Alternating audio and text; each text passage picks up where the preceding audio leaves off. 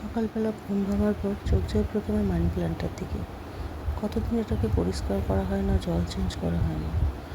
তো ভাবলাম সবার প্রথম আজকে এই কাজটা দিয়ে স্টার্ট করব। পাতাগুলো ভালো করে একটু পরিষ্কার করতে হবে জল দিয়ে।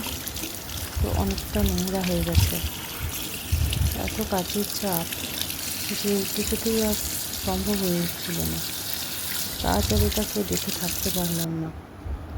দেখুন পাতাগুলো খুব সুন্দর পরিষ্কার হয়ে গেছে।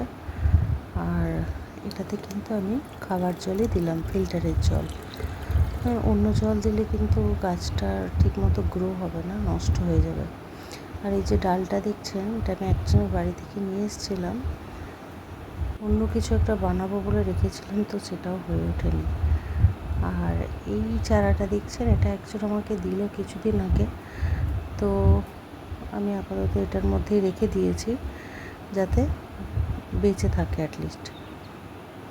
এই কাজটা সম্পূর্ণ করতে পারলাম। আজকে আবার সোমবার, শুক্লপক্ষে শ্রাবণ মাসের সোমবার, পুজো আছে। তো এই দেখলাম একটা ফুল ফুটেছে, সাদা টগর চাপা।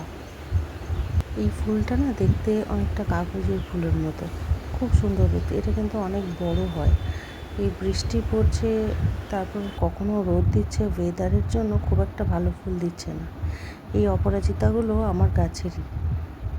মোটামুটি সমস্ত কাজ কমপ্লিট হয়ে গেছে। তো এবারে মেন কাজ, সেটা হচ্ছে পুজোটা কমপ্লিট করতে হবে।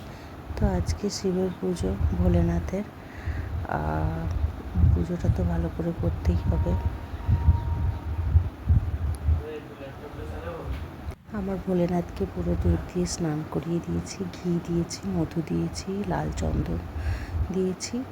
আর এই অপরাজিতা পুজোর পরে গরম গরম লুচি আর সাদা আলুর তরকারি, কী যে অপূর্ব লাগে অনেকক্ষণ না খাওয়ার পর।